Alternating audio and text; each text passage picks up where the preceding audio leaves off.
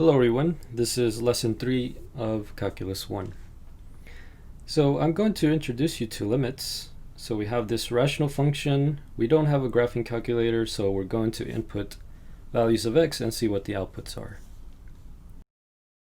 So the first thing I want to do is start with 0.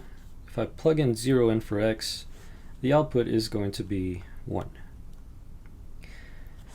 What happens if I plug in 1? So I have 1 cubed minus 1, which is 0. And I have 1 minus 1, which is also 0. And this is a problem. You're dividing by 0, but overall, 0 over 0 is called an indeterminate form, and it's one of the 7 indeterminate forms that you run into calculus. So what if I were to say, well, let's skip 1 and go on to the rest of the numbers? If I were to plug in 2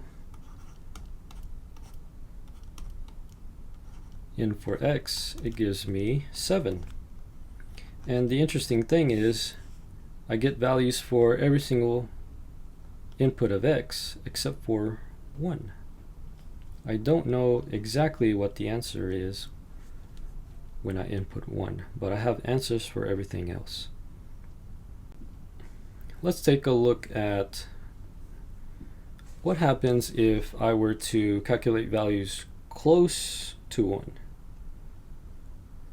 And as I'm doing this, I'm also plotting these points on the graph.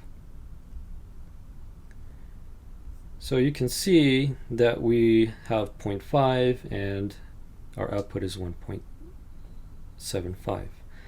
This is on the left hand side of 1. What about on the right hand side of 1? I put in 1.5 and I get 4.75.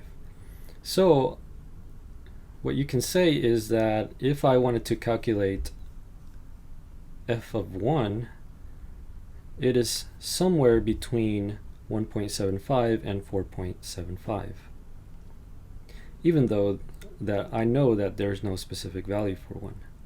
And this represents the idea of a limit. How close can you calculate the values close to 1 and see what that limit is? So let's go ahead and keep on calculating values close to 1. And we get really close, where we have 0.999 and the output is 2.997. So that's interesting. Let's go ahead and write that down. 0.999 and we get 2.97. Alright, that's the left hand side. Let's go ahead and do the right hand side. Here on the right hand side, where we calculate it to 1.001, we get 3.003.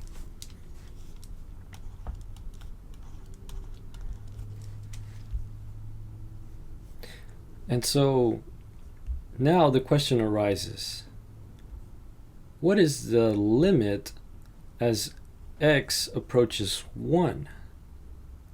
There is a definitive answer to that, even though it's not the solution to f of 1. It does not exist. There is a limit that does exist, because as you get closer and closer to 1, both the left hand and the right hand side of the table get closer to a specific value. And that specific value, if you go ahead and complete the graph, however close that you get, it approaches the value of 3. And that is the idea of the limit. Even though the solution does not exist, because that gives us an indeterminate form of 0 over 0, it does give us a limit. Here it does not exist, but the limit exists. So the way you would read this is the limit as x approaches 1 of the function is 3. And that is the idea of a limit.